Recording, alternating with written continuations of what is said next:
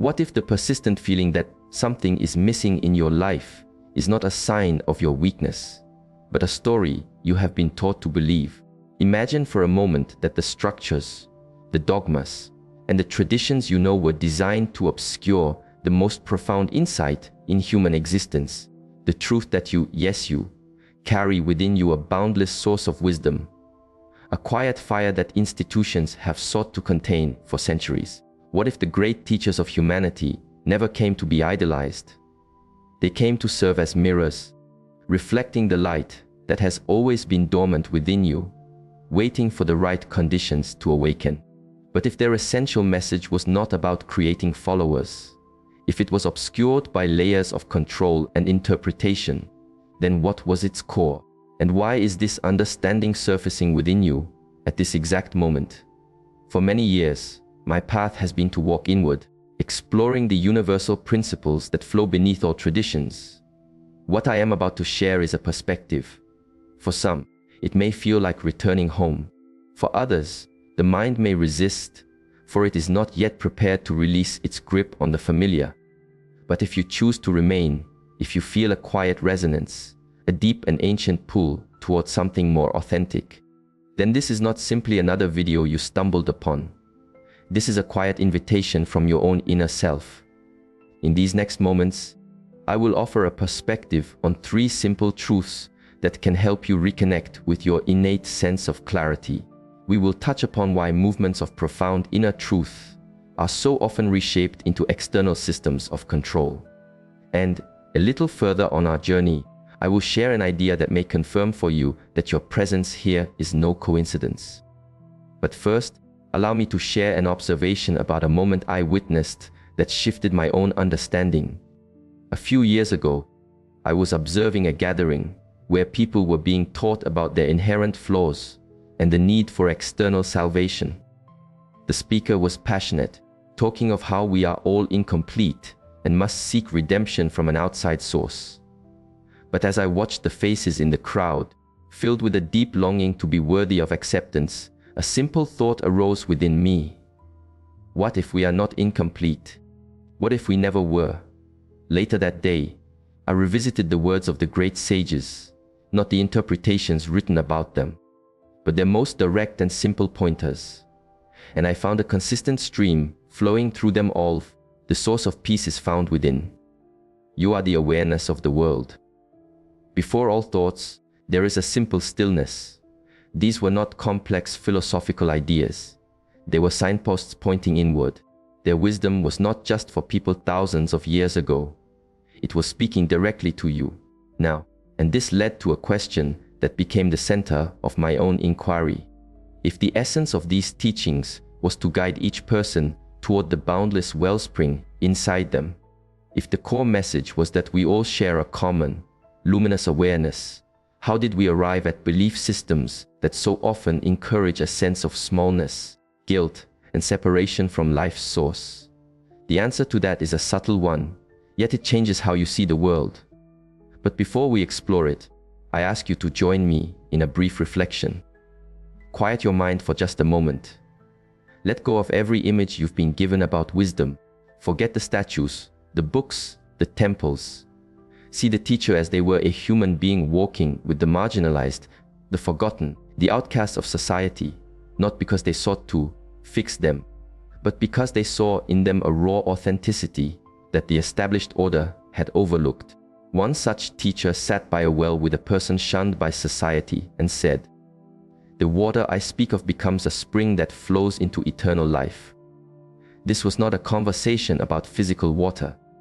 It was an offering of insight into the ever-present stream of awareness that flows through any being who has quieted their mind. He would tell his companions, even greater expressions of this wisdom are possible through you. Contemplate that. Greater expressions. This was not a display of humility. It was a direct statement, a transmission to you, that the clarity he embodied was simply a preview of what is possible when a human being remembers their true nature. But here, the stream goes deeper. Many teachings were shared through simple stories, not to create confusion, but to bypass the analytical mind and speak to a deeper part of you. Each story was a seed. Each pointer was intended to awaken a dormant understanding. Let those who have the capacity to hear, listen. There was an awareness that not everyone would be ready, that the truth would seem illogical to a mind still caught in rigid patterns of thought. The ones who gathered were those on the fringes, because only those who felt disconnected from the system could be open to the true message. The seekers, the disillusioned, the ones who never felt at home in the rigid structures of belief. They turned a catalyst for inner awakening into a figurehead for an institution. They took a being who came to remind you of your innate vastness and made him an icon to be revered from afar.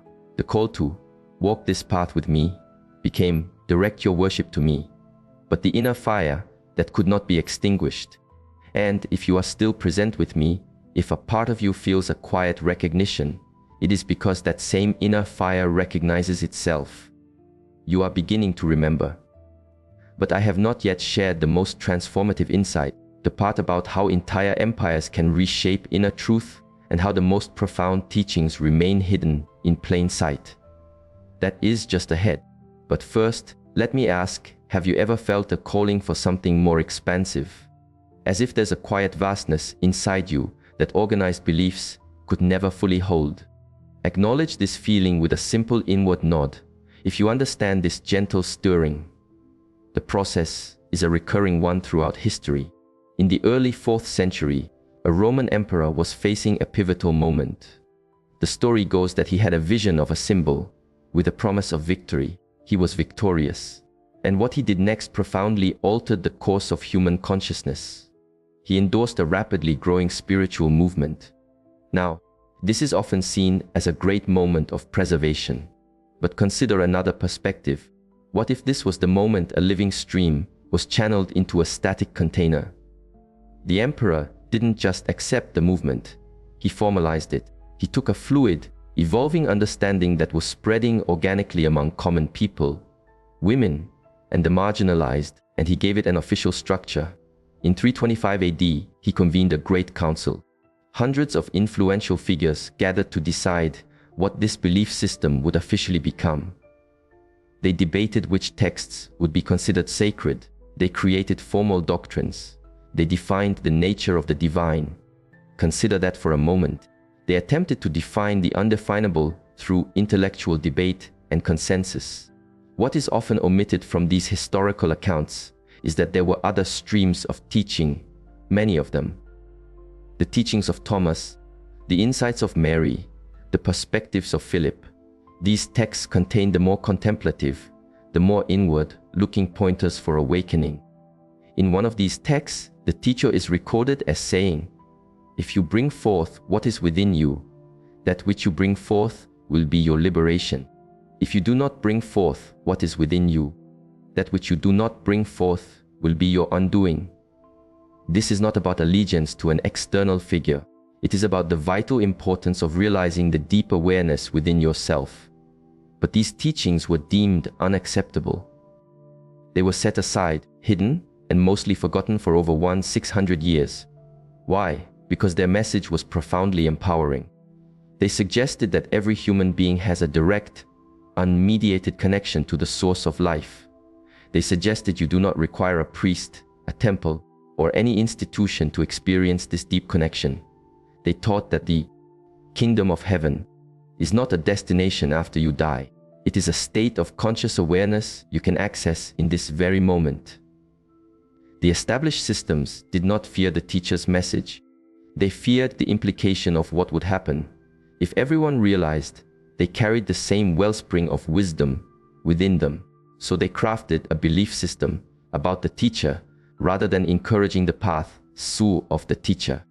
They transformed a path of inner revolution into a structured institution. They turned the focus from inner transformation to external observance. They changed the message. The light of the world is within you. You are flawed and in need of external saving. But the true stream never vanished. It simply flowed underground. And this is where the journey becomes deeply personal. Because if you are still here, if you have traveled this far into our reflection, It is because a part of you recognizes the resonance of what is being shared. You are part of a lineage of souls who have carried this quiet knowing forward. But before I explain how that is possible, I need to share the simple codes of awareness that the teacher left behind, the ones that survived all attempts at institutional control, the ones that can reactivate your journey of remembering right now. But wait, I should pause and acknowledge something. A part of you might be feeling some resistance, perhaps a subtle sense of unease or fear. Your mind may be labeling this perspective as wrong or dangerous. This is a good sign. It means we are touching upon something meaningful. Deep truths have always been unsettling to established patterns of thought. If what I'm sharing creates discomfort, gently ask yourself why. Is it because it is truly incorrect, or because it challenges a structure upon which you've built your sense of self? I am not here to dismantle your beliefs. I am here to invite you to feel what lies beneath them, because only that which is authentic can withstand quiet inquiry. That which is false was never truly yours to begin with. I invite you now to do something with intention. Gently tap the like button. Not for the sake of algorithms, although that helps these ideas travel, but as a quiet affirmation to yourself that this kind of exploration is worthy. It is one way we send a ripple out to fellow travelers. And if you have not yet subscribed, consider doing so to continue this journey together, because what we are creating here is not just a collection of videos. It is a space for quiet contemplation, for beings who feel the call to move beyond the limitations of old narratives. And if you feel moved, share 3 simple words in the comments below. I am returning. This is not merely a phrase, it is an acknowledgement, a gentle signal to others like you. It is a quiet way we can connect with each other, creating a space for our shared journey. Let us see how many of us are on this path of returning. Now, allow me to share the codes with you. Amidst all the noise of translation, interpretation, and institutional reshaping, 3 fundamental principles endured, 3 simple pointers that the great teachers embedded so deeply that no structure could ever truly erase them. These are not just words to be memorized. They are gateways to a different state of being. And I am about to share how you might walk through them. When a wise one said, "Before all things I am," he wasn't simply making a declaration of his unique identity. He was offering you the master key to unlock your own. The awareness of I am is the foundation of all profound traditions. It is not a coincidence. It is the name given to the unnameable source.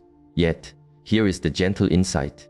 Every time you rest in the simple feeling of I am, before adding any story to it, I am a man, I am a woman, I am successful, I am a failure, you are touching the same creative essence that gives rise to the universe.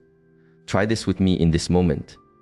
Close your eyes, take a single, deep breath, and silently feel into the awareness that is present. I am the awareness of this world. I am one with the source of life. I am, simply I am. Can you feel that subtle shift? That is not just a mental trick, that is recognition. Your own deep self, remembering its nature. The wise ones were not teaching you to worship them. They were teaching you to be as they are, to embody the same peaceful, clear consciousness they embodied. The source of tranquility is within you. This may be the most radical statement ever offered. Nearly every external system directs your attention outward, to a paradise in the sky, a sacred building, a holy book. But the teacher pointed inward. The realm of peace, the space where life's essence resides, is inside you. This is not a metaphor. It is a literal truth. Your own consciousness, when it is not clouded by fear and judgment, becomes a gateway to the timeless. The mystics throughout all ages understood this. They used different words for it: the kingdom, nirvana, enlightenment, pure consciousness, but they were all pointing to the same reality. Right here, in this moment, you have access to the same profound peace, the same quiet power, the same boundless love that the great teachers demonstrated. Not because you believe ever in them, but because, at your core, you are them. You are the same formless consciousness expressing itself through your unique human form. Allow me to guide you in a very simple and brief practice. Place a hand over the center of your chest. Feel its gentle rhythm. That is not just a muscle, it is the pulse of creation itself moving through your physical body. Now, breathe into that space. Imagine a soft, warm light in your chest. That is the inner sanctum. That is your home. That is who you truly are.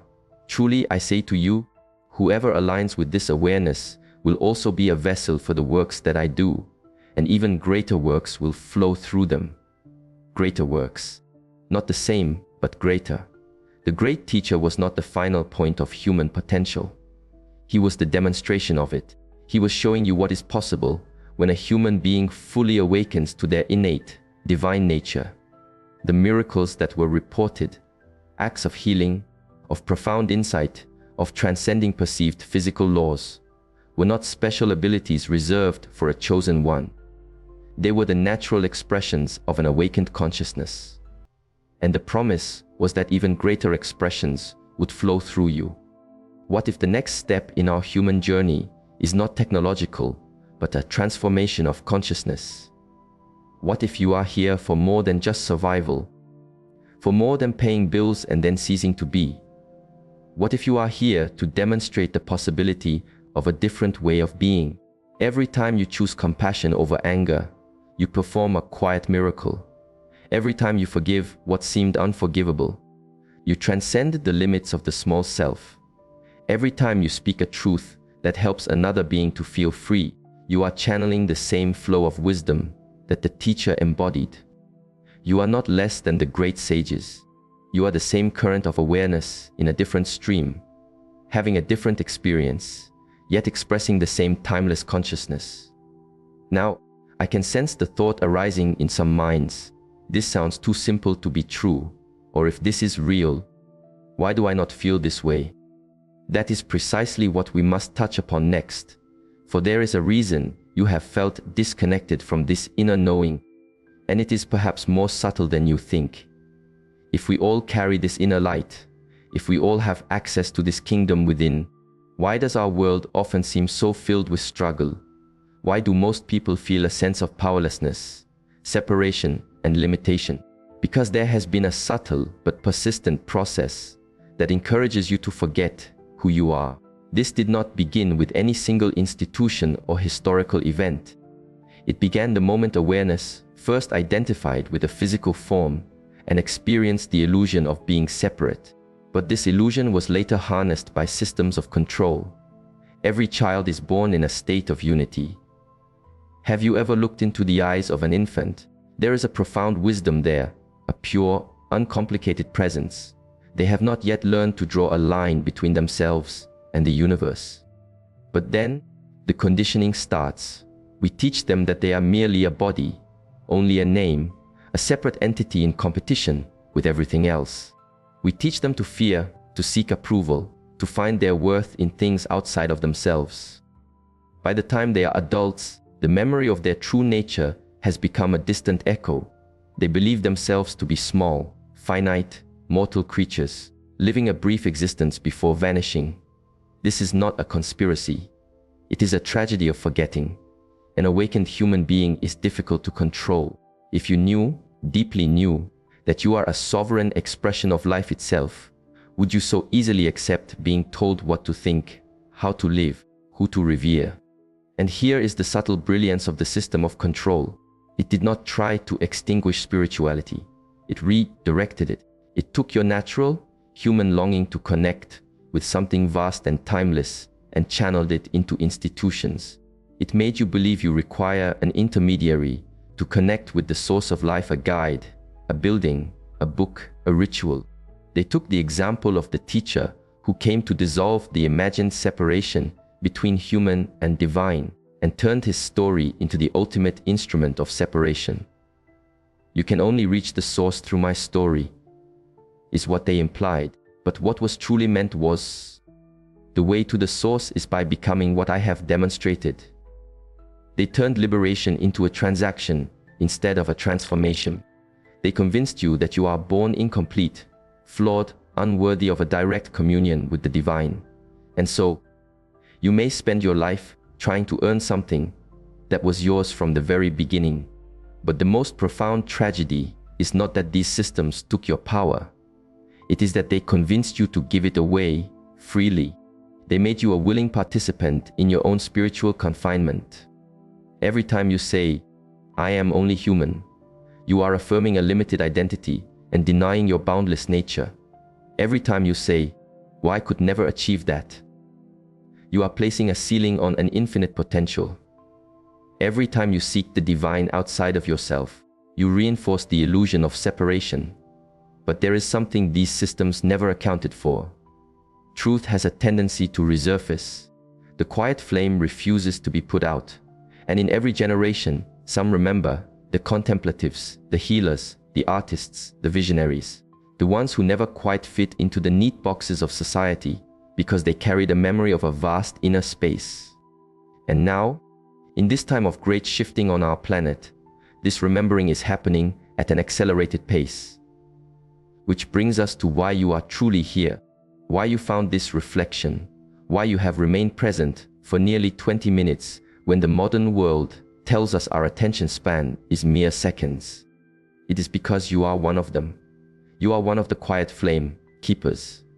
You are one who came here to remember, and in doing so, help others remember as well. There is an ancient understanding hidden in plain sight. Great teachers spoke of it. Mystics of all traditions have pointed to it, and it is unfolding now. And in the times of change, I will pour my spirit upon all beings. Your sons and your daughters will speak from a place of deep knowing. Your young ones will see visions of what is possible. Your elders will recall ancient dreams.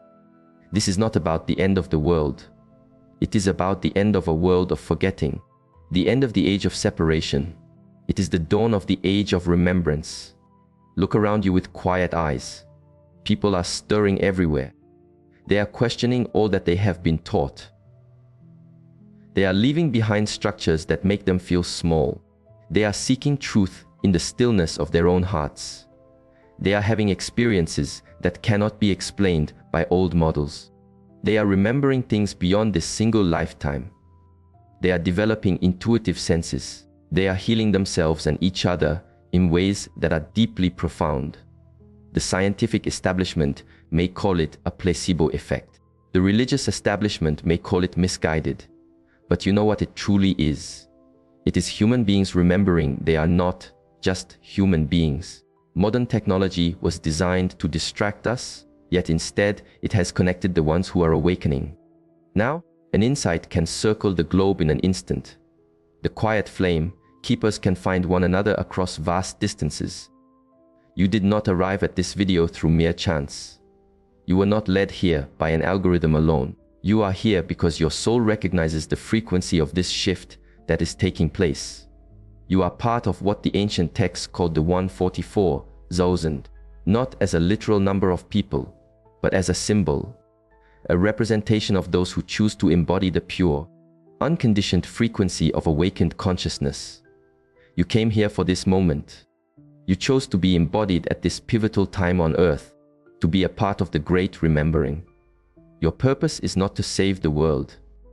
Your purpose is to remember who you truly are and to live from that space of authenticity. When you embody your true nature, your quiet presence gives others the silent permission to do the same. You become a walking catalyst for remembrance. Every person you meet is given an opportunity to awaken, simply because they experience you living as your authentic, peaceful, and present self. The age of the institution is fading. The age of the inner mystic is beginning. The age where every human being can have a direct and personal connection to divine consciousness. A great teacher once said, "Destroy this outer temple, and in 3 days I will raise it up." He was not only speaking of his physical form, he was making a prophetic statement about this very moment in time. The moment when the external temples of brick and stone would begin to lose their power, and the true temple, the one within the human heart, would be rediscovered and rebuilt. You are that temple. You are the second coming, not an external savior returning from the clouds, but the Christ consciousness, the Buddha nature, the divine spark, awakening within millions of human hearts. all at once. We are at the end of our journey in this video, but this is truly the beginning of yours. I invite you to close your eyes one last time. Take a deep, gentle breath and feel into what is different within you now, compared to when you first began listening. Can you sense it? That gentle stirring, that quiet remembrance, that small flame that has been rekindled. That is not my doing. That is the sound of recognition. It is your soul recognizing its own reflection, your true nature awakening to its own truth. Repeat these words silently within yourself, not just with your mind, but with the feeling of your entire being. I am the light of this world. The kingdom of heaven is found within me. I am one with the source of life. I am that I am. I came to this life to remember, and I came to help others remember. I am the return of awakened consciousness in this human form. This is not the end of your path. It is your initiation into your true work. Your commitment now is simply to live from this awakened truth, to embody what you have remembered, to be the love, the clarity, the quiet power, and the gentle presence that you truly are. When the voice of doubt returns, and it will, simply come back to these principles. When the world tries to convince you that you are small and insignificant, and it will, remember this quiet moment of clarity. You are not a human being striving for a spiritual experience. You are spiritual consciousness savoring a human experience. You are not broken and in need of being saved. You are whole and here to serve through your very presence. You are not separate from the source of all life. You are the source, expressing itself as you. The moment you remember this, deeply and truly, is the moment all the structures built to control you begin to dissolve. The quiet flame that could never be confined by dogma or stone walls, it lives in you. Tend to it as a sacred fire. Let its warmth guide you. Let its light illuminate the way for others. You are the light that they try to convince you to forget. Our path is an inward one. There is a quiet sanctuary, a hidden space we are cultivating for those who see beyond the illusion. For the ones who are exploring these forgotten teachings, reclaiming the wisdom within, and moving beyond the walls of rigid belief. If this call has resonated somewhere deep inside you, you are no longer walking this path alone. Our private community is where these deeper explorations continue, and the link to join is waiting for you in the description. And if your soul continues to whisper for more, the scrolls of wisdom are here. Ancient teachings, hidden principles, and contemplative maps, now being made clear for this very moment in your journey. You were never meant to walk this path in darkness. These insights are your torch and your compass. Before you go, mark this moment with 3 intentional actions. Subscribe and touch the notification bell. Do this not for me, but for the expanding version of yourself you are becoming. By doing this, you are telling the universe you are open to receiving new insights as they are shared. Share your voice in the comments with the simple words, I am awake. Let this be your declaration. Receive what your soul has been gently asking for. A quiet flame has been kindled within you. Let it grow.